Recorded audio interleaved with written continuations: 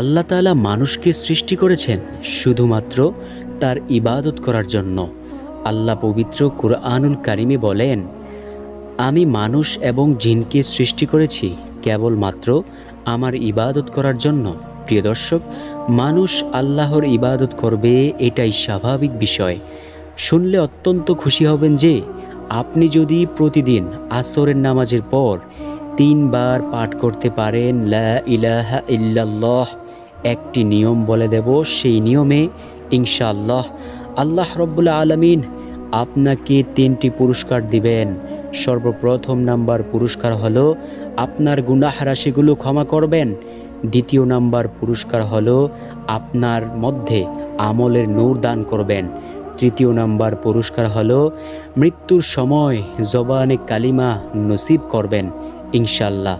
তাই আমি বিশ্বাস করি যে ব্যক্তি চায় যে সে যেন 3টি পুরস্কার পায়, তাহলে সে আজকের সম্পূর্ণ ভিডিওটি অবশ্যই দেখবে ইনশাআল্লাহ।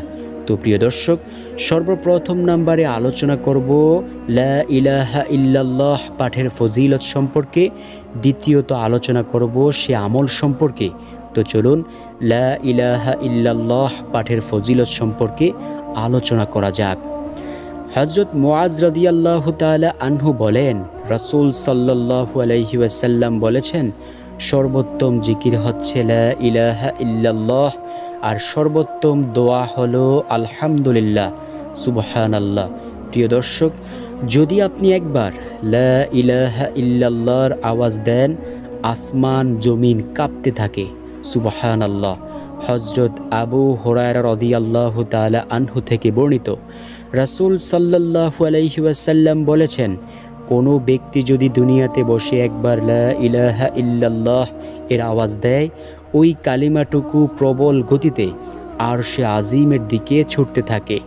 তখন আরশে আজিমের মধ্যে একটি নূরের খুঁটি রয়েছে, সেই খুঁটিটুকু সেই কালিমার আওয়াজ পেয়ে কাঁপতে থাকে। আল্লাহ রব্বুল আলামিন সাথে সাথে সেই খুঁটিকে জিজ্ঞেস করেন, হে খুঁটি, তুমি কেন কাঁপো? চুপ করো, কেঁপো না, তুমি থেমে যাও।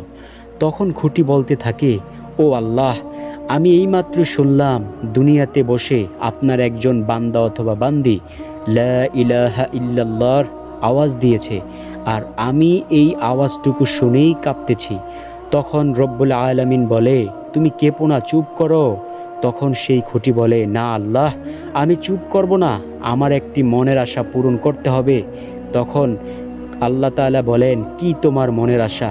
তখন সেই খুঁটি বলতে থাকে, আল্লাহ, আমার মনের আশা হলো আপনি আল্লাহ তাকে মাফ করবেন, তাহলে আমি চুপ করে যাব। তখন রব্বুল আলামিনের পক্ষ থেকে আওয়াজ আসে, ও খুঁটি, তুমি চুপ করো, থেমে যাও, আমি আমার বান্দা অথবা বান্দিটাকে মাফ করে দিলাম। সুবহানাল্লাহ, আল্লাহু আকবার। প্রিয় দর্শক, লা ইলাহা ইল্লাল্লাহ জিকিরের এতটাই দাম। রাসূল সাল্লাল্লাহু আলাইহি ওয়াসাল্লাম বলেন, মান ক্বালা লা ইলাহা ইল্লাল্লাহ ফাদাখালাল জান্নাহ, অর্থাৎ যে ব্যক্তি জীবনে একবার হলেও লা ইলাহা ইল্লাল্লাহ বলবে, সে জান্নাতে প্রবেশ করবে। সুবহানাল্লাহ, আল্লাহু আকবার। হযরত ইববান বিন মালিক রাদিয়াল্লাহু তাআলা আনহু থেকে বর্ণিত, যে ব্যক্তি লা ইলাহা ইল্লাল্লাহ বেশি বেশি পরিমাণে পাঠ করবে, সে ব্যক্তি হাশরের ময়দানে এমনভাবে উঠবে যে তার কোনো গুনাহই অবশিষ্ট রইল না। সুবহানাল্লাহ, আল্লাহু আকবার।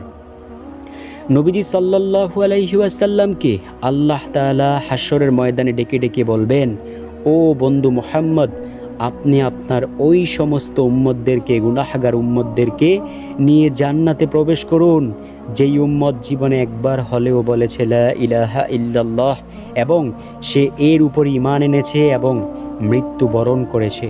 সুবহানাল্লাহ, আল্লাহু আকবার। নবীজি বলেন, যার জীবনের শেষ কথা হবে লা ইলাহা ইল্লাল্লাহ, সে অবশ্যই জান্নাতে প্রবেশ করবে। সুবহানাল্লাহ। প্রিয় দর্শক, ঈমানের 70টি শাখা রয়েছে, সেই শাখার মধ্যে সবচেয়ে উত্তম শাখা হলো লা ইলাহা ইল্লাল্লাহ। দেখেছেন তো প্রিয় দর্শক, লা ইলাহা ইল্লাল্লাহর কত দাম, আর আমরা কৃপণতা অলসতা করে লা ইলাহা ইল্লাল্লাহ এই জিকির করতে চাই না। আজকে আমাদের সমাজ থেকে হারিয়ে গেছে এই গুরুত্বপূর্ণ জিকিরটি। তো আজকের ভিডিওতে চলুন সে আমল সম্পর্কে কথা বলি।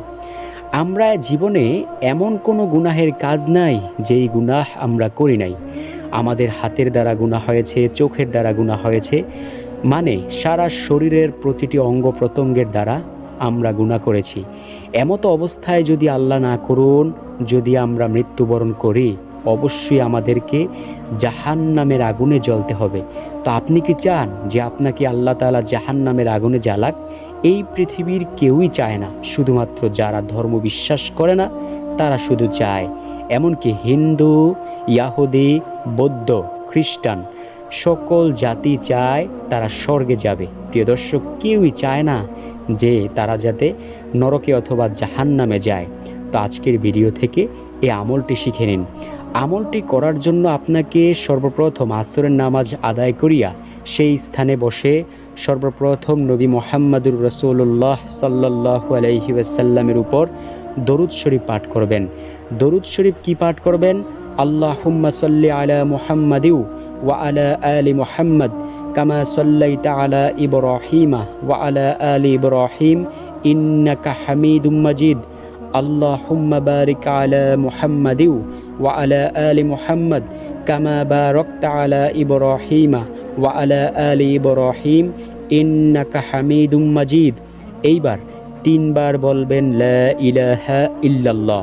আবার নবী সাল্লাল্লাহু আলাইহি ওয়াসাল্লামের উপর কয়েকবার দরুদ শরীফ পাঠ করবেন। এছাড়াও আপনি চাইলে যে কোনো দরুদ পাঠ করতে পারেন, যেমন সাল্লাল্লাহু আলাইহি ওয়াসাল্লাম এই দরুদও রয়েছে এর মধ্যে। তো আপনি এই আমলটি প্রতিনিয়ত আসরের নামাজের পর করবেন এবং সকল দোয়া কামনা আল্লাহর কাছে করবেন। আল্লাহ তাআলা মনের সকল আশাগুলোই পূরণ করবেন ইনশাআল্লাহ। প্রিয় দর্শক, অভ্যাস মানুষের গোলাম। আপনি যদি সবসময় লা ইলাহা ইল্লাল্লাহ এর জিকির করেন, আল্লাহ তাআলা অবশ্যই এই অভ্যাসের কারণে মৃত্যুর সময় আপনার জবানে এই লা ইলাহা ইল্লাল্লাহ মুহাম্মাদুর রাসূলুল্লাহ সাল্লাল্লাহু আলাইহি ওয়াসাল্লাম এটা জারি করে দেবেন ইনশাআল্লাহ। কারণ যেটা আপনি অভ্যাস করবেন সেটাই আসবে আপনার জবানে। তাই আমরা বেশি বেশি পরিমাণে লা ইলাহা ইল্লাল্লাহ এই জিকিরটুকু করব ইনশাআল্লাহ। প্রিয় দর্শক, আমরা এমন জীবন চাই যাতে আমাদের জাহান্নামে যাওয়া না লাগে। চোখের হেফাজত করব, জবানের হেফাজত করব ইনশাআল্লাহ, জিহ্বার হেফাজত করব ইনশাআল্লাহ। নবীজি আমাদেরকে নিয়ে জান্নাতে প্রবেশ করাবেন।